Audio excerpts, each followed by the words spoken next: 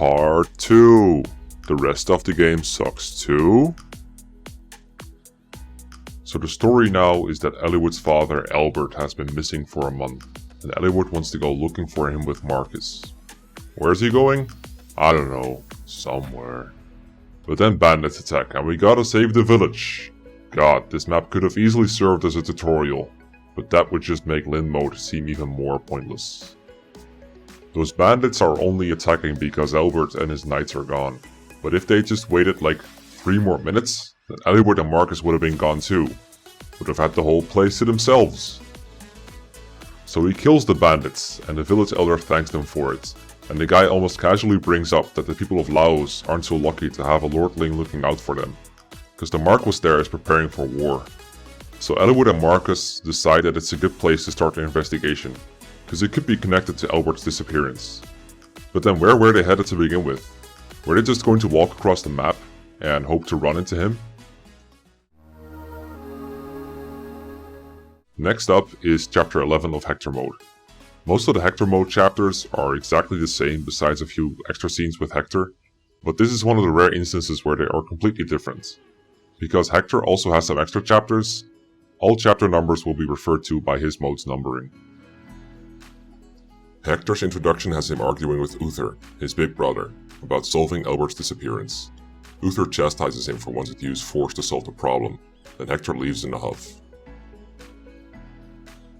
Hector grabs some gear from Matthew, an Ostian spy, and tries to leave from the back without being noticed. Unfortunately... I have a bad feeling about this. So some assassins are after Hector. Why? Guess we'll find out later. Matthew suggests to go get help, but Hector is an idiot and still wants to keep his escape a secret, despite the fact he's been yelling his head off, and the finding he's about to do is going to cause a lot of noise. Maybe Ostian guardsmen are deaf though, because they never do actually come to help him.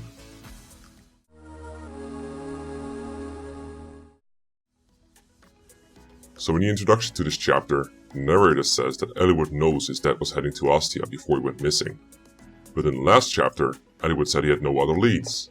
We've only got one chapter, and the game is already contradicting itself. Here we meet Ephidel for the first time.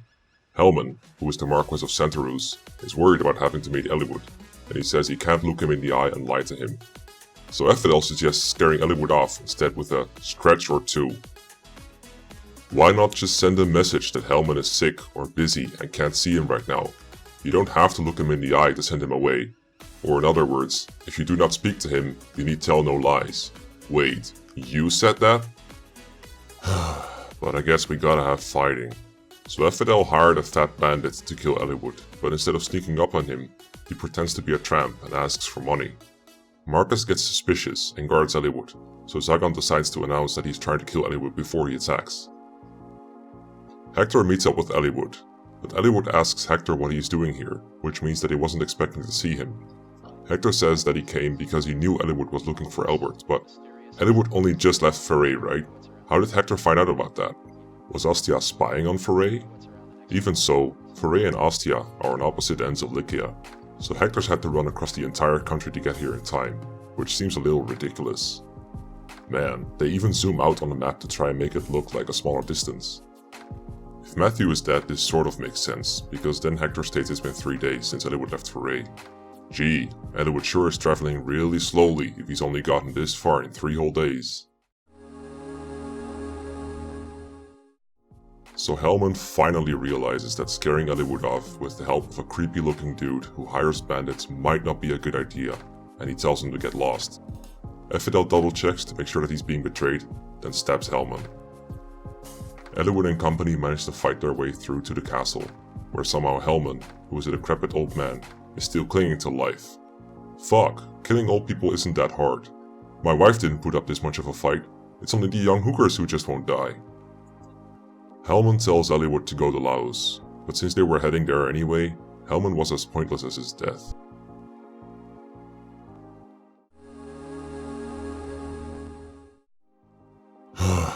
All this chapter has to offer is more fucking bandits. And it introduces Merlinus. But if you don't go here, then Merlinus just runs up and joins you in chapter 17, so what's the fucking point? This is where the fun begins. Eliwood remarks that Helman might have survived to tell Eliwood what was going on, and Darren, the Marquis of Laos, begins to panic. He gets especially antsy when Eliwood suggests that Eliwood might be headed to Ostia to inform them about their planned rebellion. Eliwood tells Darren that they should stop him before he gets there. Darren sends out his son, Eric, to try and deal with Eliwood. Eric blows it and a battle starts. Hey, this map looks kinda familiar, don't you think? I guess this is like some sort of reference? Again, it's like poetry, so if they rhyme. Shut up! So Eric doesn't know what he's doing and gets overwhelmed. Instead of sending him reinforcements, Eliwood convinces Darren to abandon half his army, his castle, and his fucking son?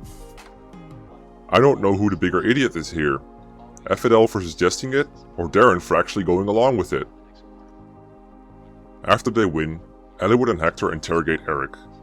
Eric begins to exposition dump some of the backstory regarding this whole rebellion subplot.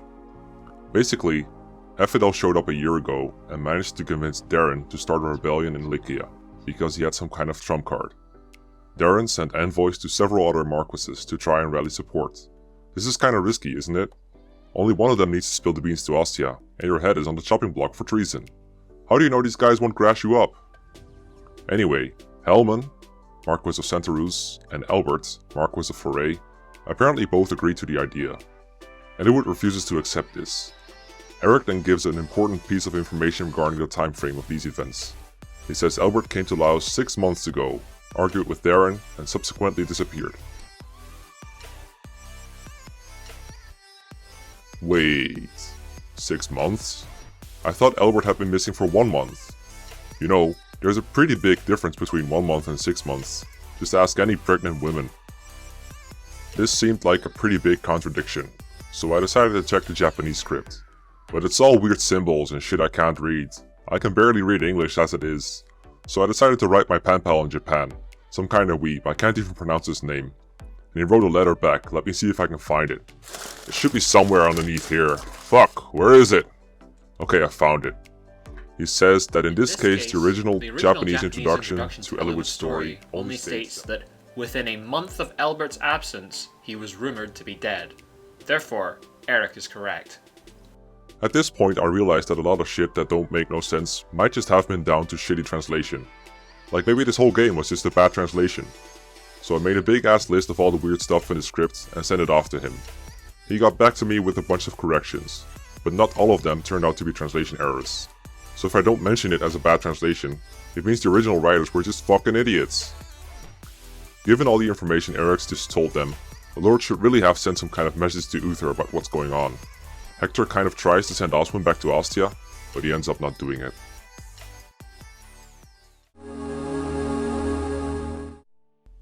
This is the first Hector mode exclusive map that doesn't have an Eliwood mode equivalent. Because the story is really about Eliwood, these are never important. But there has to be fighting, so a mercenary group led by some guy named Eubens, who's known as the Hurricane, attacks their castle. Well, not their castle, it's just Laos' castle, but Eliwood and Hector are kind of camping out here. But if they seize the throne, they're screwed, because, I don't know. And they don't just come in through the front gate, these assholes are everywhere, how'd they get in? Anyway, after they see them off, Hector says he's tired of being on the defensive, and that he wants to go after Darren immediately.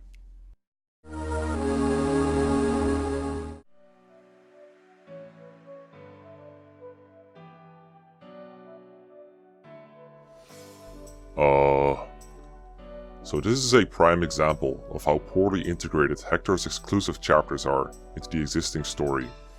The end of the last chapter just does not connect to this one, unless Hector suddenly got really lazy. Also, how can they have no idea where Darren's army has gone when it's comprised heavily of cavalry? It's pretty hard for a force that large to travel without leaving any evidence. It's hard enough to hide a body. How do you hide an army? Hector says that Uther isn't taking action because he can't show any sign of weakness to Bern's King Desmond, or else he might invade. Remember this for later! It turns out Darren has invaded Kaelin. Why? I don't know. I guess we needed to get Lyn back into the story. Nobody ever gives any actual reason. Lyn wants to go back into the castle she just barely escaped from. But fortunately, Kent overheard some Lao soldiers talking, so they know that Eliwood is nearby. So they send Florina to try and contact him. So apparently Florina has superpowers. How the heck can she make out Eliwood from that far up in the sky? Remember, she's high enough that the Lao soldiers can see her all the way from Kaelin Castle.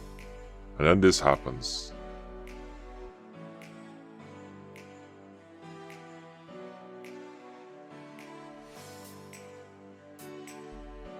Florina is amazed by the fact she's not hurt by her fall. The explanation for this is that she fell on top of Hector. He gave her something soft to land on. But Hector is wearing a suit full of armor. That ain't soft at all. Also, this is the second time that Florina has landed on top of someone with her Pegasus without seriously injuring or killing them. I guess they probably don't weigh as much as real horses, because they can fly. Eliwood and Hector meet up with Lyn and help her retake the castle gate. A couple of characters can have a chat with Lyn here, Matthews being probably one of the dumbest conversation in the game. Some spy you are. Darren is panicking again, so Housen tries to talk some sense into him. Affidel stabs Housen to shut him up and then convinces Darren to ditch his entire remaining army.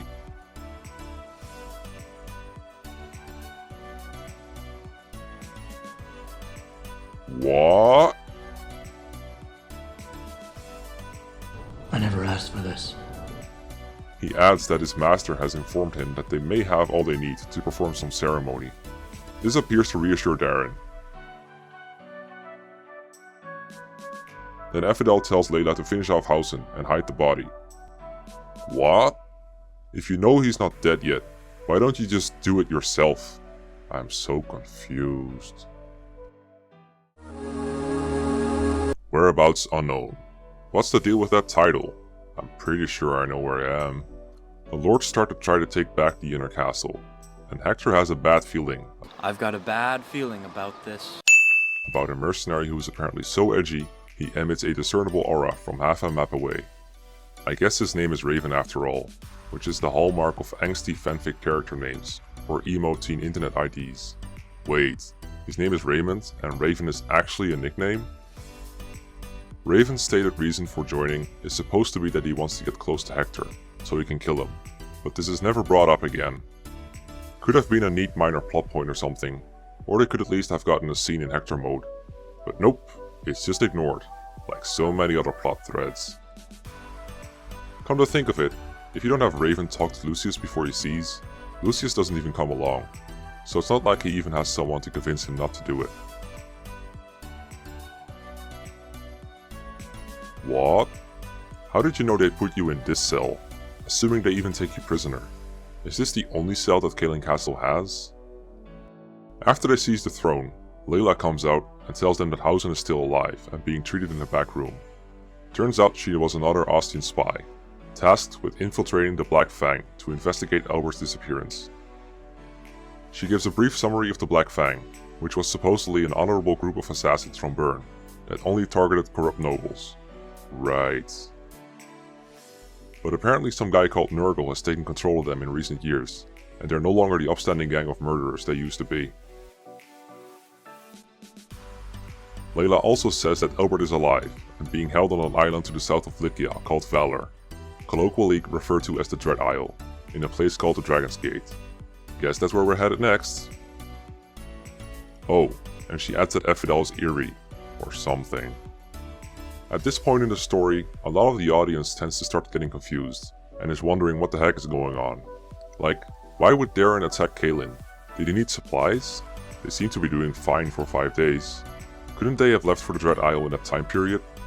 Some smartasses might be thinking, I know what's going on here. Affidel's having him do it for the Shut up, nerd! You don't know shit. You think you know it, because your brain tried to fill in the gaps. But you're wrong.